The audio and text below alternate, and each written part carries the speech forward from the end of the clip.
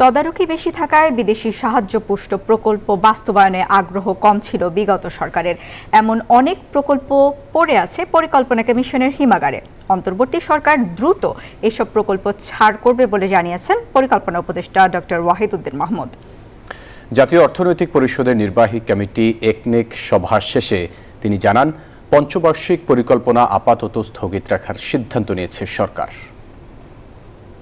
প্রধান উপদেষ্টা ডক্টর মোহাম্মদ ইউনূসের সভাপতিত্বে অন্তর্বর্তী সরকারের প্রথম একনেক সভা অনুষ্ঠিত হয় বুধবার। সভায় ১২২২ কোটি টাকা ব্যয়ে ৪টি প্রকল্প অনুমোদন দেয়া হয়েছে।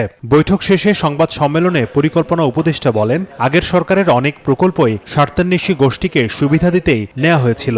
এরই মধ্যে এমন অনেক প্রকল্পই বাছাই করে বাদ দেওয়া হয়েছে। কিছু কিছু প্রকল্প একদম খুব সহজেই বোঝা যায় যে এগুলো রাজনৈতিক উদ্দেশ্য প্রণোদিত এবং এগুলো দিয়ে খুব বেশি এই প্রকল্প থেকে খুব বেশি লাভ পাওয়া যাবে না। এগুলো আমাদের পরিকল্পনা কমিশনের কর্মকর্তারা অলরেডি বাছাই করে বাদ দিয়ে ফেলেছেন। উপদেষ্টা বলেন, পরিকল্পনা কমিশনে পড়ে আছে বিদেশি সাহায্যপুষ্ট অনেক প্রকল্প, যার মধ্যে শুধু বিশ্বব্যাংকের অর্থায়নের প্রকল্পই রয়েছে $100 কোটি। এসব প্রকল্প দ্রুত অনুমোদন দেবে সরকার।